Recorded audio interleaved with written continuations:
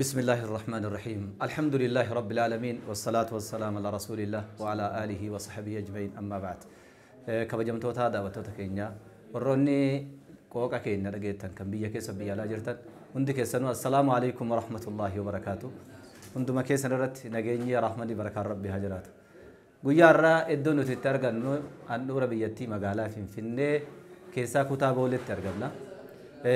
Bakki itti argamnu immoo baankii Raammis. Baankii Raammis baankii keenya baankii keessan. Jalqaba irratti baankii kana argachuudhaaf waliin argachuudhaaf baga gammaddanii isiniin jedha. Baankii argachuun keenya hawwii bara dheeraati. Rakkoma bu'aa turre arma duraa.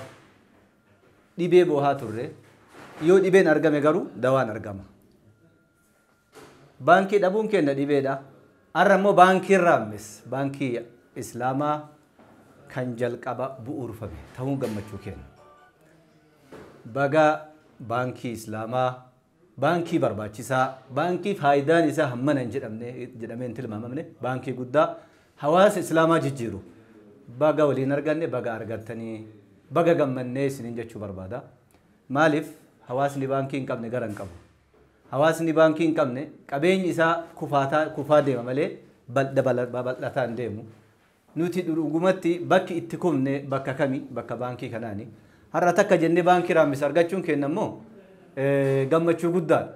Isa kanaaf ammoo akka amma samaa jirutti sheeriin hamma takka ammas ni jira. Hawaasaaf carraan kenname jira. Sheerii kana bitannee abbaa baankichaa ta'uun nurraa barbaachisa waan ta'eef kanaafuu gahee keenya haa baanu. Namni gaafa kaayyoodhaan akkasuma hamilee jabduun lafaa ka'e wanti inni hawaasaaf hin bu'uursine hin jiru.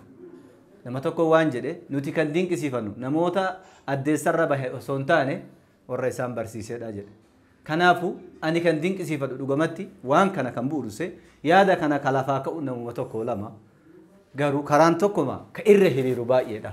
Kanaafuu jara jalqaba yaada kana karoorsanii bocanii gadi baasanii hawaasa keenyaaf kanatu barbaachisa jedhanii hamilee baankiitiin gabbahaniif galatooma baga rabbi immoo irra isin oolchee baga milkooftanii jechuun ni barbaada. Kanaaf hawaasni keenya irratti hirmaachuu qabna. Wanti nu hafe baay'eedha.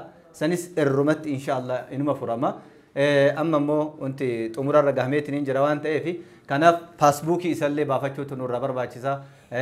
Maamila baankii kanaa ta'utu nurra barbaachisa. Bakka jirru hundatti baankii kana wajjin dhaabachuu qabna. Baankiin kun keenya jennee qalbii keenya keessa kaa'achuu qabna. Baga gammaddan waliin baga gammanne. Wassalaamu alaikum warahmatullahi wabarakatuh. Bismillah alhamdulillah salatu wassalamu ala rasulillah sallallahu alaihi wasallam. Assalamu alaikum warahmatullahi wabarakatuh. Warri Raammis keessa jirtanus warri Raammis gurraa qabdanus warri dhagayinis baga gammaddan baga rabbi isin gammachiise haasawa obboleessi hiyya waan silaa an haasawu hunda fixanii waan silaa irraa jedhu hin qabu wanni takkitti isiniin jedhu dhaamsa rabbiin ilma namaa guutuuf dhaame tokkoon isiniin jedha akki jedhe rabbiin walaa tansa nasiibaka min addunyaa qooda kee duniyaarra akka hin irraanfanne asii yoo irraanfatte asiin kuftaa rabbiin waan nu beekuufi carraan kun yooniif deem yoo isa kana qabaachuu baanne uleen kamillee namaan jabaatu duddi kamillee namaan jabaatu bakka namaan gahu bakki har'a geenye kun immoo bakka ni gahamna jedhamus yaadames miti bakka ni taanes yaannee miti ni argannes nutti hin fakkaanne manaama sunutti fakkaatu dhufti as nu geesse alhamdulillahi rabbil aalamiin kun kenna rabbiiti.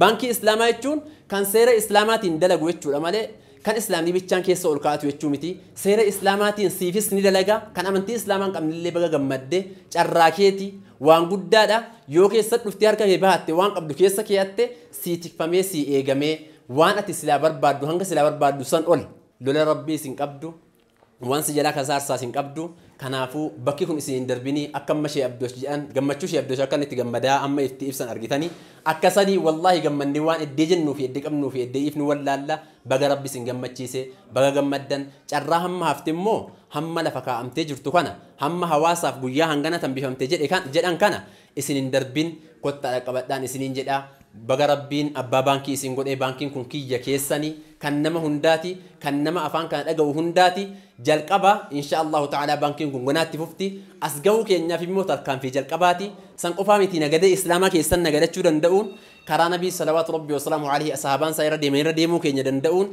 galata rabbiiti wanni kun ibaadaa akka ta'e ganaas insha Allahu ta'ala akka ulamaa irra dhageenye irrattis ibaada jechuun wama rabbiin jaallatu hunda rabbiin karaa halaaliin horii walii qabachuu nurraa jaallata. Alhamdulillah bu'urri isaa jalqabni isaatii fi hanga dhumaatti kun baankii seera islaamaatiin dalagu wanni keessaa horii kee shakkitu hin jiru wanni keessaa of shakkiin hin jiru bakka san bira namni dabarfatee jira bakka itti hirmaannee keessaa qooda fudhannee itti gammannu qabaattu ittiin bitadhu dhabdu hattaa argaa laate jii kottuu karaa arba ilaalladhu baankii keetii horii keetii qabeenya keetii akka inni gad dhaabbatu qooda keenya gahee keenyaa baannu isiniin jedha. Wassalaamu alaikum warahmatullahi wabarakaatuh.